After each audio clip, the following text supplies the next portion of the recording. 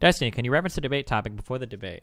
Well, he made a reaction video to Joyner Lucas's song, and then I made a reaction to his reaction because I heard his reaction, and it bothered me a little bit. Not gonna lie, bothered me just a little bit. Hey, man. Nothing much. What's going on? Everything is good, man. Hey, I was just coming to the chat to see what's going on. Like, what was the issue with the video that I did? The reaction I did to that video, the Joyner Lucas, I'm not racist. Well, fuck, I don't know. I did a whole video. On it. Do you remember specifically? I mean, you were just like, I don't know. The general gist I got was like, I'm Uncle Tom or something. Extreme, you had like extreme criticisms to levy towards like, I guess what would be the progressive Black American viewpoint presented in the video. I don't know if I could use better adjectives there. Yeah, I mean, I'm conservative. I think the color is irrelevant of a person if they're conservative. I'm not going to agree with progressive stuff just because I'm Black. I'm going to agree with conservative points because I'm conservative. I mean, wouldn't that make sense? I mean, depending on the points, yeah, sure. So, I mean, what points should I not agree with? Should I not agree with people maybe, taking a little bit of time before they have a baby, not just having kids willy-nilly? Should I not agree with being responsible for your own actions and not blaming somebody else? Why shouldn't I agree with that? I mean, I think it kind of depends on the lens through which you view it. In terms of like, I guess like this is something that bothers me. If you want, we can actually go through the video, I guess, specifically, so we know exactly what I took offense to what you said. But just kind of like talking about that point, because this is probably going to be like the fundamental root of most of our disagreement. The idea that like you have responsibility for your own actions. That statement really bothers me, depending on who's saying it. I mean, like to some extent, I mean, we kind of have responsibility over actions, but we can't really pretend that everybody has the same opportunities or the same even like decision-making faculty as everybody else in the country.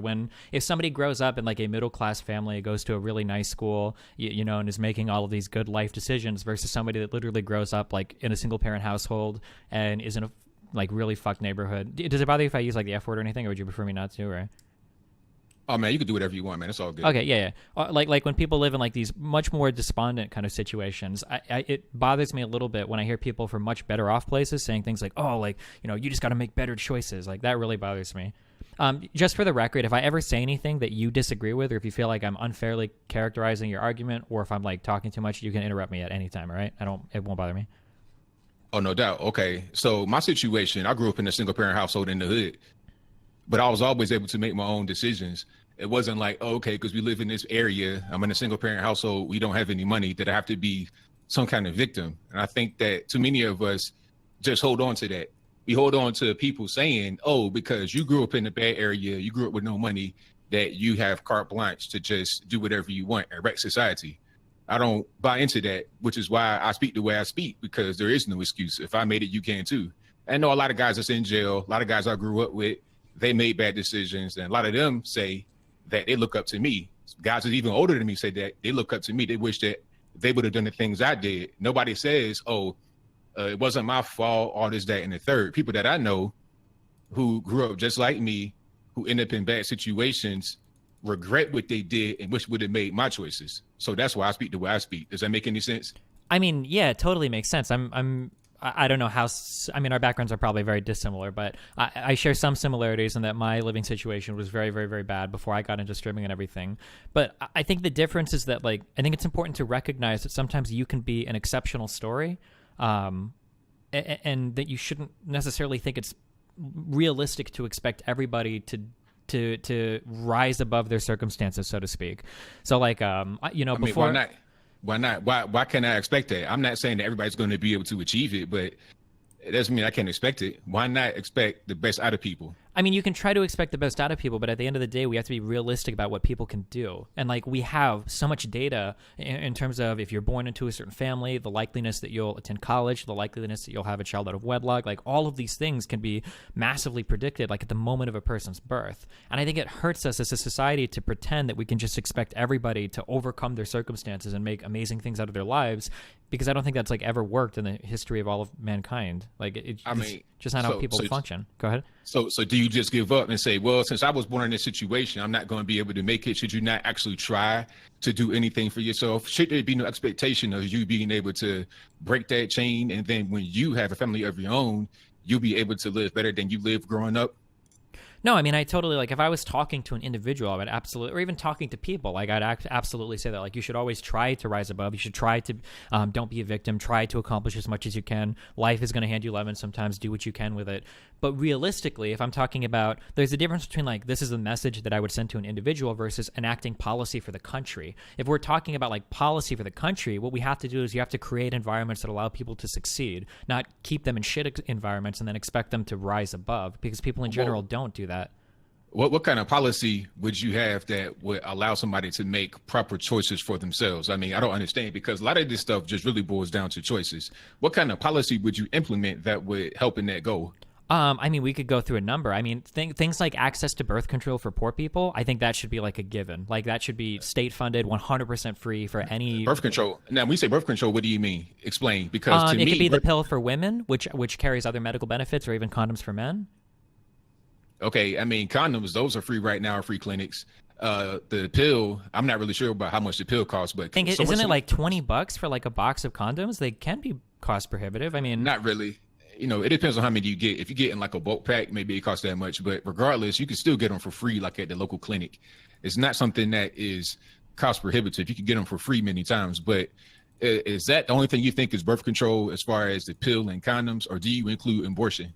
I mean, you could include abortion if you want, sure, as well. Well, I don't include abortion. I was just asking you, because abortion is not birth control. Because if you're killing a baby, you're not controlling birth. You're just terminating birth. You're just preventing birth from happening of a developing baby.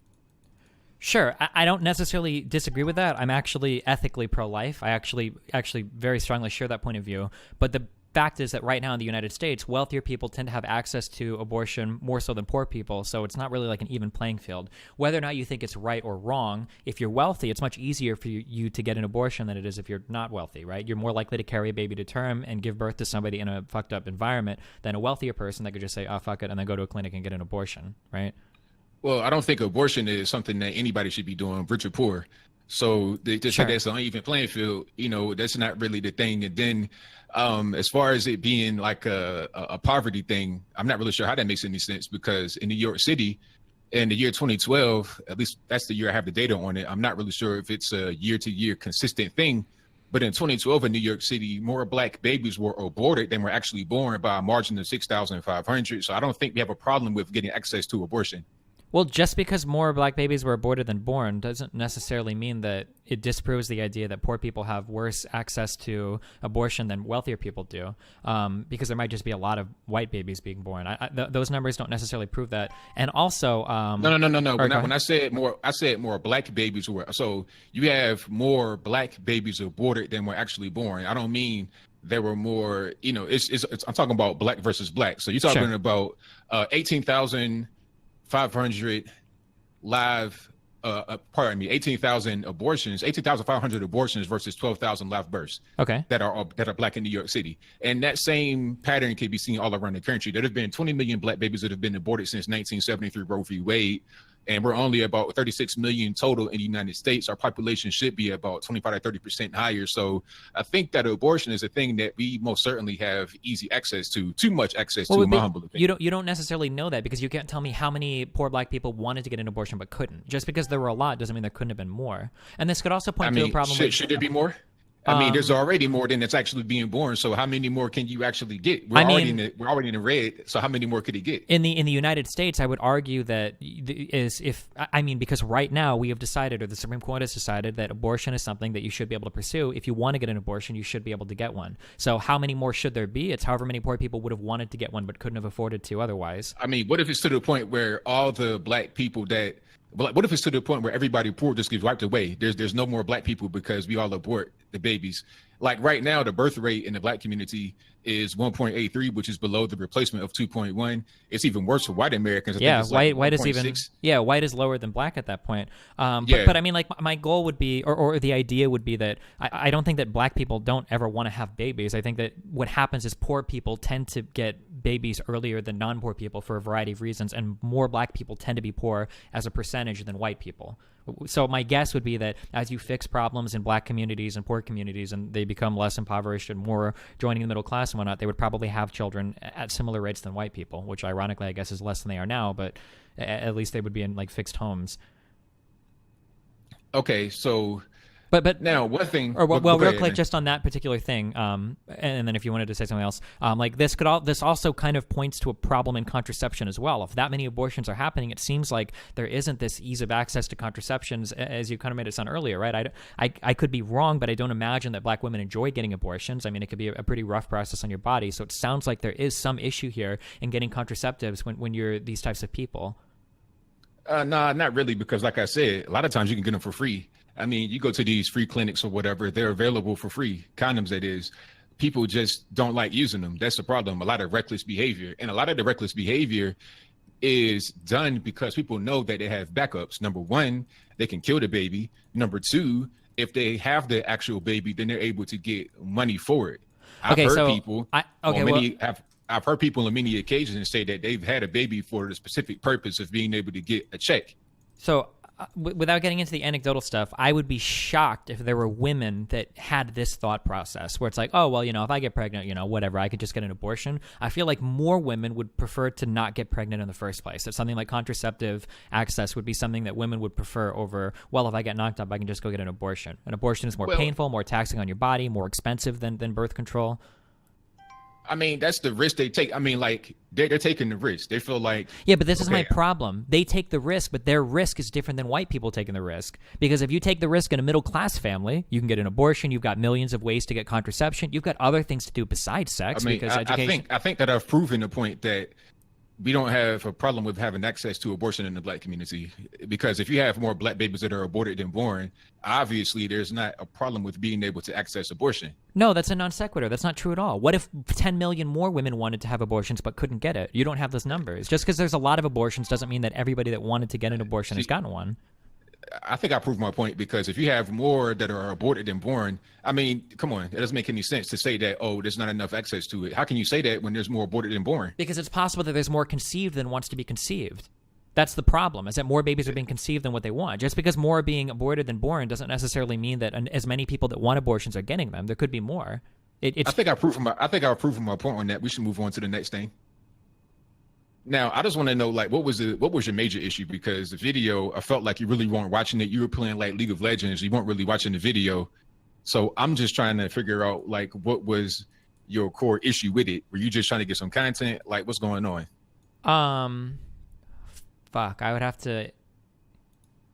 I don't remember completely, because this is like months ago that I listened to this. If you want, I can kind of like speed through and listen to some of your videos and like pick out the points if you want. Do you want me to do that real quick? Go for it. Okay, yeah. Go for it. All right, hold on real quick.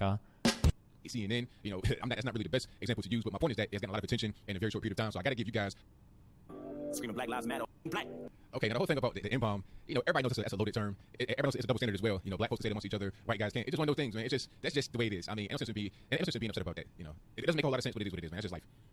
Found that then, talking about slavery like he was around back then, like he was picking cotton off the fucking ground back then, like he was on the plantation getting down back then.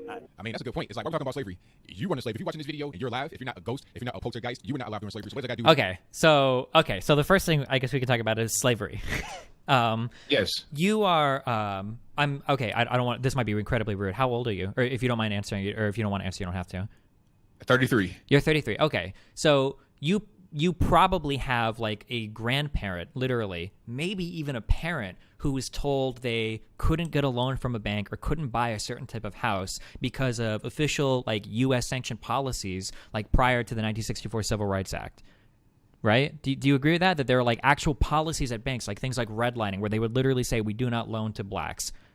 Nah, that was based on credit. My people didn't have that problem. I'll tell you something about myself. Wait, so you're telling me that you don't believe in the 50s and 60s that people were specifically discriminated against because of skin color? You think it was all based on credit? It was based on credit, and I'm gonna tell you why. But see, I'm a black person. I have roots that go all the way back to slavery, and I can tell you what my people went through. Now, I was born in a place called Rand, West Virginia, 95% white state. My grandmother would see the KKK in person. They never heard her or anything. Matter of fact, they would bring toys and food down to the black community in Christmas time, and also I think on the 4th. Wait, do you think in general the KKK was not as bad to black people as people make it out to be? No, all I can speak on is what my grandmother told me. I don't know about how they were in other places, but in West Virginia, when my grandmother was growing up in the 30s, they never hurt anybody black. They actually were pretty generous. That's just what she said. Now, in other places, of course, it's not the case, but for my people, that's what it was. But moving right along from that, my great-grandfather on my mother's side owned land and 2 houses back in the 40s and 50s, and the 2 houses still stand to this day in West Virginia. Now, how was he able to do that if it was this whole big thing, or you can't get money, you can't get a loan, all this, that, and the third? How is he able to own land? My father owned land in West Virginia. In West Virginia, oh, this is the worst place for black people. How is that possible? See, you've been told a thing a lot of times from your liberal teachers. It's not even your fault, man, because you just don't understand. You've been told things that are not really true. You've been told certain stories that have been exaggerated. It's like when the story gets told and passed down from person to person, it becomes an entirely new story. It becomes exaggerated to prove a point that is not true. The black community was much better off before the 1960s. I mean, I can prove it. I could tell you some numbers if you want them.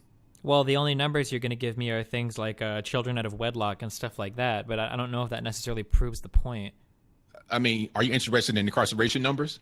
I'm sure the incarceration numbers are better as well, but that still doesn't prove your point. I'm going to argue that all of this is non sequitur, but you're going to say it's okay. So causal. What will prove my point? What is appropriate evidence for you for me to prove my point? Right now, we disagree on history. Like, it was official policy of private institutions prior to 1964 to literally discriminate on race, but you don't think that's true. You think it was only on credit. That all of that discrimination was not based on a person's skin color; it was just based on their credit history. I mean, if that was the case, then how did my great-grandparents own land? How was that possible?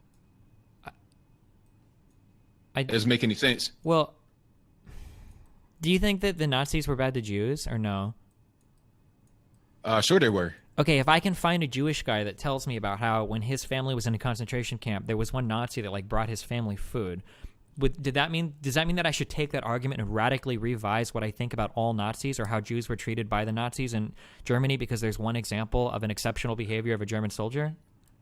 You're talking about Jews. That's totally different than blacks in America. Well, it's not, because like there's yes, super well documented evidence that like these policies existed to discriminate against black people, and you're telling me because your grandpa had a house that it didn't happen? Sir, you can read books. You can read books, and that's fine. But I'm telling you from my own experience as a black person, how are you going to tell me what my own family went through and what they didn't go through? Because I don't care what your individual family went through. What your individual family... Sir, how are you going to tell me about my own history? Because I don't care about your individual history, and I don't care about your individual family's history. That's not what's up for discussion here. Well, I'm telling you about black history. I'm telling that. You're not telling me about black history. You're telling me about your grandma's stories and your grandpa's stories. Hey, I'm just telling you personal stories, and then I'm telling you about how the redlining that you talk about was largely based on credit. Where's there racism? Of course. But for some reason, back then, you had much more black businesses. You had much more black development, much more blacks in education. In the year 1940, the black teen unemployment rate was less than the white teen unemployment rate. How was that possible if it was all this racism and all this and that going on? These are facts, not just my grandma and my grandpa. These are facts for teenagers of African-American descent versus teenagers of European descent in the year 1940. You know what changed that whole paradigm was the minimum wage law, which made it easier for white employers to discriminate against black employees. That's what happened. That's a fact. I know a lot about minimum wage, and there's no evidence in any point in history that minimum wage causes any type of increase in unemployment. I've never seen that borne out in any data whatsoever. Sure it did, because it absolutely doesn't. We can look right now at minimum wage and historical U3 unemployment in the United States, and you will not find a correlation at all between the two. Yes, because the reason why the black employment rate rose after the implementation of the minimum wage law is because blacks had the ability to work for less. Okay. So rather than having to compete against a white person, we could These are just facts. undercut I them proved and my take the point. work. But then when they had a minimum wage law, everybody had to get paid the same. So why would a white employer pay a black person the same as a white person? Ever since then, we have had a disproportionate unemployment rate, and it continues to rise. In Chicago, you're talking about 88% of black teenagers are unemployed. And you think if minimum 88%. wage were to go away, all of these people would suddenly have jobs? I'm not saying it'd be a panacea, but it will most certainly fix the problem to a certain degree. Absolutely. Because it was better before we had a minimum wage. So how do you explain it? How do you explain the black unemployment being lower? I mean, even if I grant you... Sir, hold on. Sorry, let me get the question now. How do you explain the black unemployment being lower in the year 1940 under Jim Crow, KKK, lynching, and racism than it is right now in the year 2018? How do you explain that? Maybe there were way less black children. I'm not sure. I would have to go and look up the No. specific The numbers. the rate has nothing to do with the amount of people. It's the rate. Well, it absolutely could have something to do with it. If far few families are having children, then it's probably easier to keep a lesser number of people employed. I'm not sure. I would have to... The amount of people is not what I'm talking about. I'm talking about the rate, the percentage. You know, it's not a count of people that are employed. It's a percentage of the people. Sure, that are but employed. the percentage of children you have can be a percentage of the total people. For instance, if 50% of families are having children versus 10% of families having children, the 10% of families having children are more likely to keep full employment versus the 50% of families having children, right? We're talking about like the unemployed percentage of a population that could be like much larger or smaller as a percentage of that population. I mean, the reality is more families had kids back then than they do now as a percentage, black families at least. So but they were more likely to be born into a family, not like single mother, like crackhead households, and like whatever fucked up shit is going on today with poor people is a lot different than what it was back then. And why is that so? And why is it that you had a better household rate back then than you do now? Why is that so? Probably there's a large variety of reasons to explain this. Things like redlining, things like but redlining was going on back then. Well, we had better a family rate back then. That was happening now, but then ever since redlining and all that kind of stuff has been abolished, we have actually gotten worse. In the year 1960, we had about an 80% two-parent household rate in the black community. Now it's nearly the reverse with a 73% single parent household rate. How does that happen? Because back then when we had an 80% two-parent household rate, you had redlining and all those things happening at that moment. But now, 50 years later, things have gotten worse. I don't think it's not fair to look at just like one number and then pretend that you've proved like a large social issue. Like there's a huge number of things I'm asking you a question.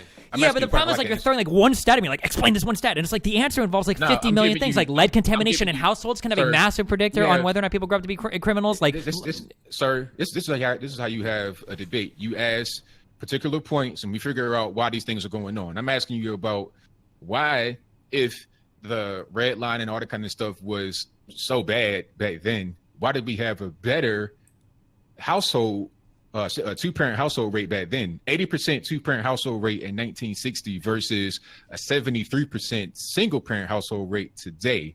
Why is that so? I could conceive of a million hypotheses for why. Maybe when you give people more freedom or access to do more things, maybe they've got the ability to make more poor decisions. I don't know. That could be one thing. Gentrification of areas and moving black people to shitty neighborhoods and then giving them shitty schools and access to shitty education and putting them in shitty housing that's contaminated out the ass with lead and shit. Maybe that leads into people having, making horrible decisions. Things like the crack epidemic, things like certain types of drugs spreading through black communities, disproportionate enforcement of criminal justice system on black communities. Like, I don't know. There's a million different things that could impact this. I don't think it's fair to take like a single number and say, well, this was 82%, now it's 42%. What happened? This must have been way better than that before. I don't think that's I think that's totally non sequitur, and it does a disservice to the analysis of these massive groups of people to try to just look at one stat and say, well, this is the reason why everything is destroyed. So is there more racism today than it was in 1960, or is it the reverse? What do you mean by reverse? Like, is it more racism today than it was 1960, or was it more racism in 1960 than it is today? I would argue there's probably more racism in 1960 than today. So how are we facing this problem with decline in the black community today? Because we haven't. I don't think we've done anything to like fix like these fundamental problems that exist in these communities. A lot of stuff is inherited from generation to generation. White people can. But how was it getting worse? I mean, we had slavery, all the kind of things. Even during slavery, we had a better household rate than we do right now. Even under the threat of being taken away from your family, being killed, lynched, and all of that. Sure, because under slavery, you're not families. making decisions. I mean, like, if we enslave any group of people, I'm sure that we could force positive outcomes on them. But generally, in a liberal society, I mean that in a classical liberal sense, we like people to have the freedom to make choices to do things. Sometimes that leads to worse outcomes, but that doesn't all of a sudden justify the enslavement of a people. I didn't say anything about justification. I'm just trying to figure out, if you're talking about racism being like the reason why all these things are happening, how is it? I'm not saying it's just racism sense. today. I'm saying that like generations of problems can be carried from one generation to the next. That white people, 100 years ago didn't face people telling them that they couldn't do things. You can't get a loan. You can't live there. You can't go to school there, right? Segregation, whatnot. You can't do these particular things because of the color of your skin. That stuff carries over. That when people are alive today that have literal grandparents that might not have had opportunities available to them, not because of some hidden racism, but because of literal overt, like a bank saying no or them getting forced out of a home somewhere. That kind of stuff has impacts on the people that exist today, right? The success of your parents heavily influences the success of a child, and whether or not that child grows up to be successful influences the success of their children. So basically, we're just regressing. We're not getting any better, although the laws in the country have become better. Some of them have, but then you've got other things like the whole war on drugs policy now is incredibly backwards. My question to you was, are we regressing as a community, in the black community? Are we regressing? I think that it depends on the markers you look at, but I think that things like college attendance have improved. I think that single family households have started to drop since 2012. I would have to go back and dig through the particular numbers, but I think things are improving now slowly. But it's a really arduous process. Because are we? Because first you were saying that it's the reason why things are getting worse is because of things happened in the past, redlining, slavery, racism, all this, that, and the third. So to me, that would point to us because he doesn't actually realize regressing he's actually as a people and not Cuban. improving. But now you're trying to kind of like backtrack on it and say, well, some things are getting better. So I'm kind of confused. Wait, whoa. I haven't backtracked on anything. Whatever claim you just made is not a claim that I've made. I'm not backtracking on anything. All I'm saying is that are we regressing more than we're advancing, or are we advancing more than we're regressing? By what metric? And just in everything in the black community, just everything that you can see, basic things, racism, single parent households, crime, drugs, everything that you can see. Are we regressing, or are we advancing more than we're regressing? I'm pretty sure that things like employment markers and I think like median wages and whatnot are progressing slowly, but they're still not quite up to the white median stuff. I'm asking you in general. I'm not asking in general. you about, I would think progressing. All right, then. So slowly, we're getting better. But there's still a huge gap in like median earnings and treatment under the criminal justice system and things like that. Like, okay, let's talk about median earnings now. That Asians as a group make more than whites. Is that because of racism? It's probably because if you're Asian in this country, there's a very high chance that you were already incredibly wealthy or educated when you immigrated here. To get to the United States from China that's an international trip. Well, not all Asians are immigrants. Some of them have been here for a very long time. Sure, but a lot of them are, which is what medians account for. A lot of Asians that are here today are coming here for school or for education. They're coming from very wealthy places in China. Well, a lot of whites came here recently, like within the past 70 to 80 years. Most whites that are in the United States came after slavery. So are you going to include whites in the immigrant group? If you want to. A lot of them came like in 1940, 1950. So I don't think it's fair to just label Asians as a group as mostly immigrant, because if that's the case, you have to label most whites as a group. Reminder that tryhards will always be tryhards. There are a shit my ton mom's more family in came Africa. here, I don't know, when she was 6, like 7 years ago. She's Cuban, or 60 years ago. And then Point proven. No, you can't prove a point by a one-off example. Nah, my point is that it doesn't work that way. Nah, the point is made because what I said, you can't just look at the Asians as a group and say, oh, well, it's mostly immigrants. No, a lot of Asians have been here for quite a while, the same as whites. Most whites came after slavery. Most whites were not here during slavery. Most whites came from, Eastern Europe, other places, South America, all of that. We would have to start digging into numbers on this. Just looking real quick, the number of Asian immigrants grew from 491,000 in 1960 to 12.8 million in 2014, representing a 2,597% increase. In 1960, Asians represented 5% of the U.S. foreign-born population. By 2014, their share grew to 30% of the nation's 42.4 million immigrants. I'm pretty sure a lot of the Asian people here today are immigrants. There are a lot of white immigrants here today, but there are also a fuck ton of white people that have been here for many, many, many generations. For a same thing with Asians. But there are a larger share of Asians that are immigrants than there are a share of white people that are immigrants. By what? Like, how many whites are recent immigrants as far as like 1940? Like, what's the percentage of that? Do you know? I don't. Okay. Makeup of immigrants to United States. Let's see if I can find numbers on this. Immigrants in the United States. Okay, so in the 60s, there were a lot of immigrants from Europe/Canada, but since the 60s, there's been a huge number of, or here, I can just link you the graph. I don't know if I can send you a message or not. There's that. This is from Pew polling, right? So if you scroll down to origins of the U.S. immigrant population, you see that like in 2010 and in 2000 and in 1990, that a larger and larger share have been coming from places like Mexico, Latin America, or South and East Asia, the SEA region. So I mean, like, I imagine today that like when you okay, so I could be totally wrong, but I'm pretty sure like 40 or 50 years ago, it wasn't like Chinese people that were dominating all of our schools and everything. That's a relatively recent phenomenon, right? And that's because of immigrants from around the world that are coming to take advantage of our high education, right? Like our best universities and shit. Okay. Now let's just move on. Why are Asians above whites? You said it's because they were already educated, they were already skilled before they came here. If you randomly select for a white person in the United States, you could just as easily select for somebody that was born wealthy and doing okay versus somebody that's been here for hundreds of years and it's whatever, their family came through like Ellis Island or some shit or like, you know, whatever. Whereas if you're selecting for an Asian person, you've got a much higher chance that this person came from an already wealthy family in China that immigrated to the U.S. to take advantage of the education.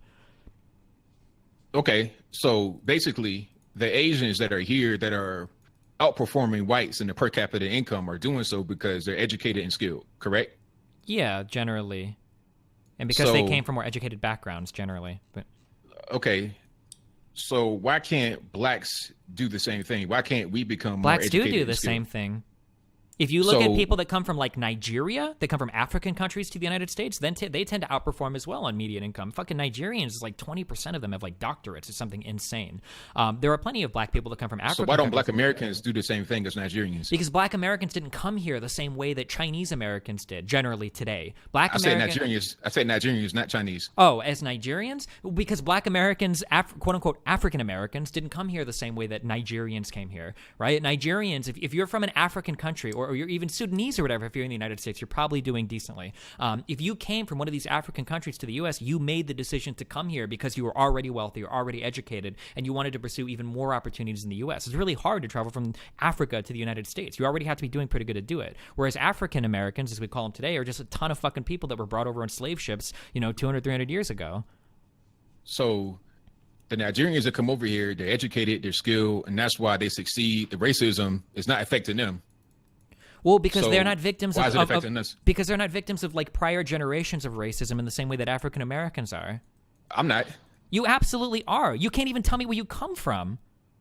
I come from West Virginia. You don't know what your ancestry is, though, right? You have no idea. Your family was brought here as slaves 200 or 300 years ago. Your background is completely different than somebody from Nigeria. My ancestors come from West Virginia. That's all I need to know. I've never been to Africa. I'm not African. I'm American. But your ancestors' experience in West Virginia is going to be a lot different than a white person's ancestors' experience in West Virginia. Or a Nigerian person or a Sudanese person. Like, these people have vastly different American experiences than the experience that your family or other African American families had in the United States. You have no idea what my family experience was. I already told you about that earlier. My family experience, nothing like you really would even imagine. You're basing what you think my experience is on my race. I'm basing it on averages and data from the past. You're basing it on one anecdote that somebody did okay. This is like classic survivorship bias. That like I'm basing my experience on what I know about my experience. I'm not basing it on somebody else's experience. I'm basing it on what I have actually experienced. My point is this whole thing about, because you're black, you came over here on a slave ship and you just, you're destined for failure. I think it's just whack. It's a cop out, and it just allows people to think less of black Americans and also for black Americans to think less of themselves. Your way allows if Nigerians can come over here and they can perform well, then black Americans should be able to do the same thing. Nigeria is much worse when you're talking about infrastructure, education, all of that than the United States is. And Nigeria was colonized by the British up until recently. The average Nigerian is living on $2 a day. much less than the average black person, even in the ghetto. So I'm not really trying to hear all the excuses, honestly. Sure. I think that it's really unfair for people to come out and say, oh, because you came on a slave ship, that you're just automatically going to be predisposed to being less than. It's whack. So why do you think black people have so much trouble in the U.S. today then? It's personal choices. It's personal choices. Why do black people make worse choices than white people? I don't know. Well, no, you can't give me that cop-out now, because I just tried to give you 50 million reasons why black people have trouble in the U.S. versus white people. You can't give me a single reason why black people make worse choices than white people, because your argument right now is I can't speak for every black person. Okay, you're giving me the do you understand? You're giving me the race realist argument right now, right? Race realist argument. You're one step away from saying black people are genetically inferior to white people. You're literally one step away from that. You absolutely are. You're saying that, sir. You asked me why do black people make these bad choices more than whites, and I said I don't know. If I was a race realist, then I would say it's genetics, but I say I don't know. But every situation I've given you, you've rejected. I can't tell you why every black person does what they do. All I know is just you have a general culture that promotes this kind of behavior, and people like yourself that often get into academia, not you specifically, but that kind of mentality of thinking that black people, just because they came on a slave ship, are automatically going to be predisposed to being less than. They get into academia and then they feed people these types of dangerous rhetoric, and we tend to believe it, and then a lot of bad choices are made off of that. But I can't tell you wait. the Okay, exact reason why everybody does that. So you think that if you have generations of slavery or poverty or oppression behind you, that you should be able to get over that. But liberals telling black people that they're bad, that was enough to make all of them make bad decisions? How do you reconcile that? The slavery, that's longer. Like, slavery had nothing to do with anything, man. That's what do you mean it isn't? You don't think that how well your family does might influence how well their children do? Generational wealth, that isn't like a real concept here? Slavery ended in 1865, man. You're talking about over 100 years ago. We're talking about almost 200 years now. It's a long time. Okay, and then past that, Jim Crow and the KKK and other forms of legalized oppression, segregation. We were doing better. We were doing better during that time. I'm not saying we were doing better because it was Jim Crow and KKK, but the numbers point to us actually doing better during that time in spite of all those things. So do you think that segregation was a good thing? If no, I didn't. I said that. I just said that it wasn't a good thing. I said we did well in spite of those things, which were bad. Segregation, Jim Crow, all of that was bad, but yet we were able to do better in spite of all of that. So how are you going to say that those things affected us in a negative way when we did better overall as a people during that time? It does not make any sense. I guess what you're doing right now is what a lot of liberals do. You buy into this narrative you've been taught your whole life, and then you feed it to people, and they tend to believe it, which is giving people excuses as to why they're able to underperform. What I can't. Can you tell what I can't believe right now is that you're telling me that black people, as a people, were so strong that they were able to overcome Jim Crow and they overcame redlining and all of that. They were able to overcome all of that. But as soon as the Democrats came around and said, "Oh no, you're a victim," that was enough to destroy all black communities. How does that work? Now, I'm not saying everybody's destroyed. I'm just saying that we were doing better during that time. Why? I mean, hey, I don't know. It was better decisions. I know one thing that I can definitely point to is the family structure. So why did the black family structure change so much? Why did they make worse decisions than white people? It's personal choices, man. But black people as a whole made worse personal choices than white people as a whole made their personal choices. So why did black people make worse choices than white people? I don't know, man. You got to ask everybody that did it. All I can do is just say that we did. I think that it was an incentive there, but I don't know why we chose the incentive. The incentive, of course, was the welfare state, because with welfare, the main thing was you couldn't have a man in the house. You had to be a single parent in order to get these goodies. So why did black people take advantage of that, but not white people? I think that it was just an incentive that was there. A lot of us were poor. Even though we had two-parent households, a lot of us are still poor. You said it was an incentive because a lot of black people were poor? So are you admitting then that it did matter that more black people were poor than white people, and maybe that's the reason why they made worse decisions than white people? Or? Well, I mean, that's not an excuse. It could be an incentive, yes, but it's not an excuse.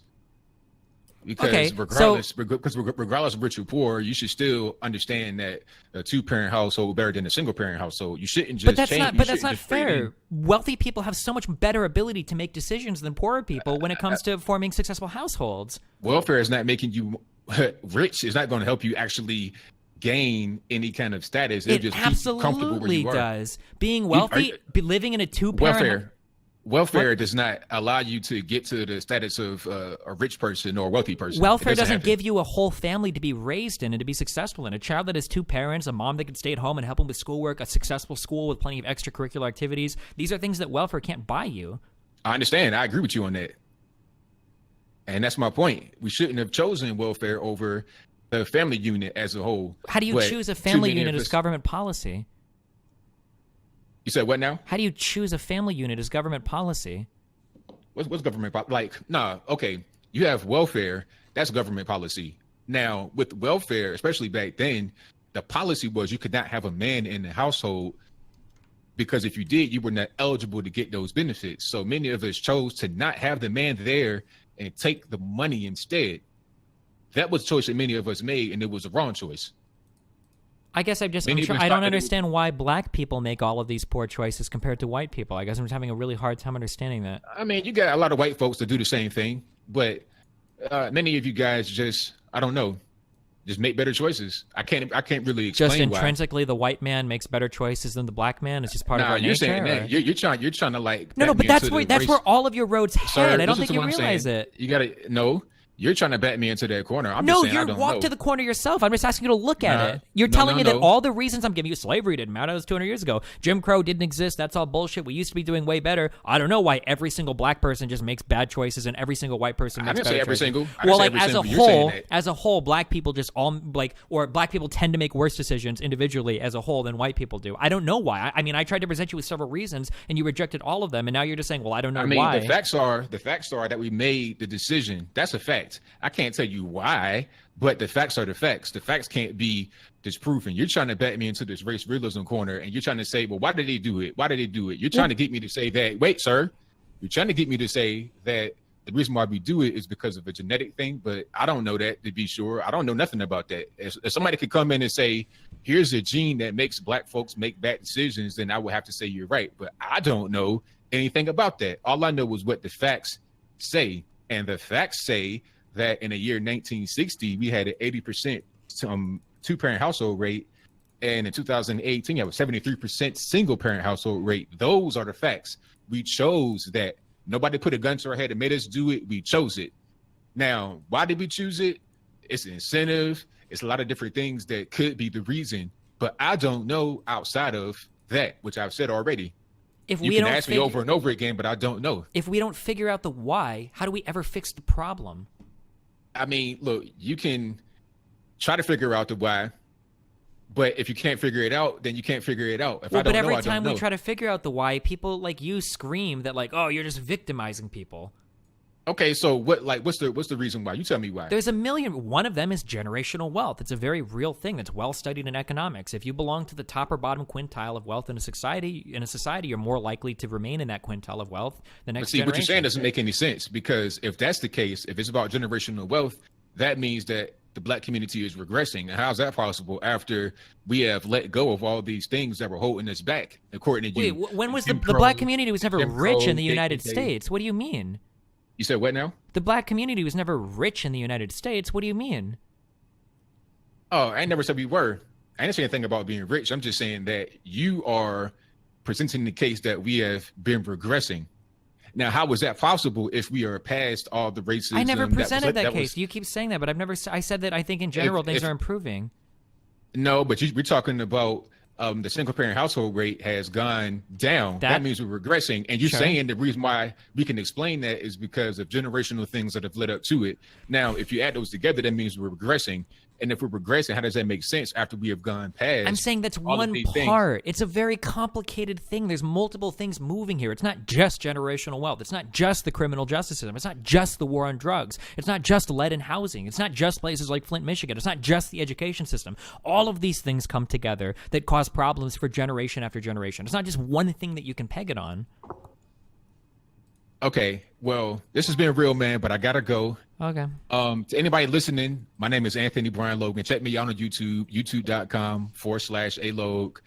Thanks to Destiny for having me on. I definitely wanted to get this conversation out there to the people. Sure. What's your YouTube channel? I'll link it in chat. What's it called? youtube.com/ALOGE. Just search ABL in YouTube. I should come right on up. Gotcha. All right, I linked it in chat. Thanks for the conversation, buddy. And no problem, man. Thank you. Yep. See you later. Peace. I remember why I stopped doing these now. Fuck me, dude. That seemed like a lot of fun. Fuck me, dude. I was really disappointed he didn't bring up the fact that Jews had everything taken from them and now they're successful. God. Fuck. Listen, I had a grandfather. The KKK brought my family toys. Well, yeah, they're not all bad, obviously. That's just my experience. Harkton. I don't know, dude. That was a good one to listen to. Oh, fuck me. This is why I stopped doing this shit.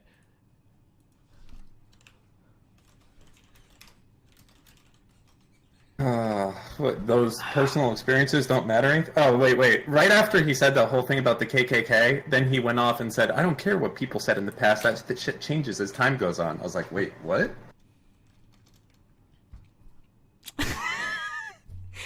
Where did your family come from? Well, my mom is Cuban. That proved my point. What? No, you didn't. You didn't prove anything. Oh, fuck me. I can't do what you do, man. Fuck, dude. I hate this. How did you manage to and get then, like, Samuel L. Jackson's the whole fictional conversation is character like from so Django incredibly Unchained condescending because like I'm a white into a person talking debate? to a black person about their own experience. It's like so weird, right? You know, like, I don't know, dude. Fuck me. Wait, I don't know what you do when a person is not willing to debate on objective facts. Yeah, right? like this is what yeah. I've said before over and over again, that if somebody can't engage with data appropriately, I can't have a conversation with this person, right? If somebody just literally not possible. says, like, you know, there were more black babies aborted Viewers, than there were looks given like birth the to, YouTube how can you community say is that, you know, progressing abortion Pepe. doesn't exist enough? And it's like, that's not the metric by which you would measure that. You would take total number of women that want an abortion versus total number that get an abortion. It doesn't matter how many babies are born versus aborted. That metric means nothing. This, like, the cherry picking of, like, one stat to prove, like, a comprehensive argument, and the stat is a total non sequitur to your conclusion? Oh, fuck, dude. Yeah. Those condoms aren't free, you socialist fuck. Those are my tax dollars paying for those. I just can't. Oh, your patience is Sir? amazing. Sir? Okay, wait, am I crazy? That guy talked like 3 times longer than I did, right? That's not like in my head, right? Absolutely. Okay, just making sure. Just making sure. Absolutely. I think you had like maybe only 2 or 3 opportunities to actually like engage, and then you just got immediately non sequitured or based on some kind of like anecdotal thing. Yeah, about a explain to me personal if you think that redlining was a real thing. How is it that my grandfather had a house? Like, how the fuck am I supposed to fucking answer that, right? The average dick size is 5 inches long, sir. Explain how mine is 22 inches. Like, what the fuck kind of answer can I possibly give? There are exceptions to rules. Median does not mean uniform. You know, like, there are deviations from the norm. Like, how am I supposed to even begin to answer a question like that? Like, what the fuck am I supposed to say?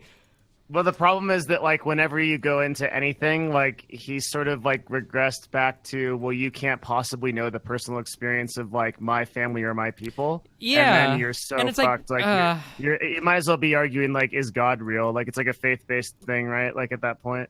Yeah.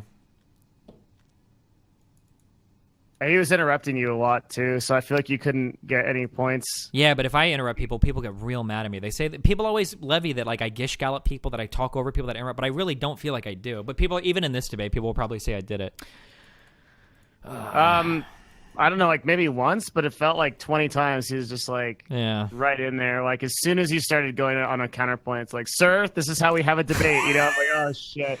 Like... Fuck me.